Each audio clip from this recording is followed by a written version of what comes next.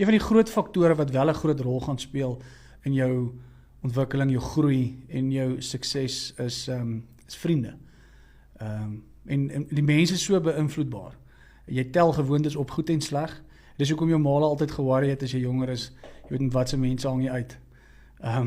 As hulle 'n bietjie dodgy is. As 9 uit jou 10 pelle rook, die kans is goed jy gaan rook of traai.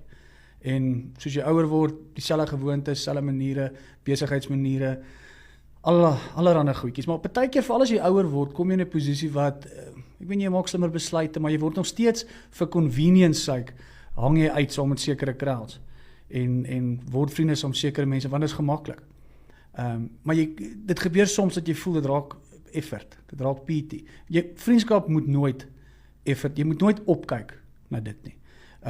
Moet nooit met mense hang wat parasiete is van jou positiewe energie nie, want baie mense is so, hulle teer op jou positiwiteit en hulle latch op jou en hulle maak hierdie bal of hierdie anker wat jy moet sleep van negativiteit en dit hou jou terug in die lewe en dis al maniere hoe hulle kan voortbeweeg vir hulle eie geluk, wat hulle eie redes ook al is om van daai negativiteit af te teer.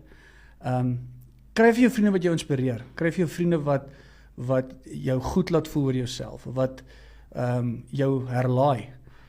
Kry vriende wat jou chirp, wat jou nederig hou, wat jy nie hoef te impress nie, wat jy vir ure mee kan chat sonder om te praat oor werk of wat jy bereik het of om enigstens 'n tipe van 'n status te probeer bewys. Kry net mense wat goed is vir jou. Jy hoef nie 1000 kennisse te hê nie. 'n handjievol close vriende is baie belangriker as duisende en duisende sogenaamde kontakte of kennisse nie. Jou rykdom word nie gemeet aan hoeveel selfies jy neem by 'n funksie of 'n event nie.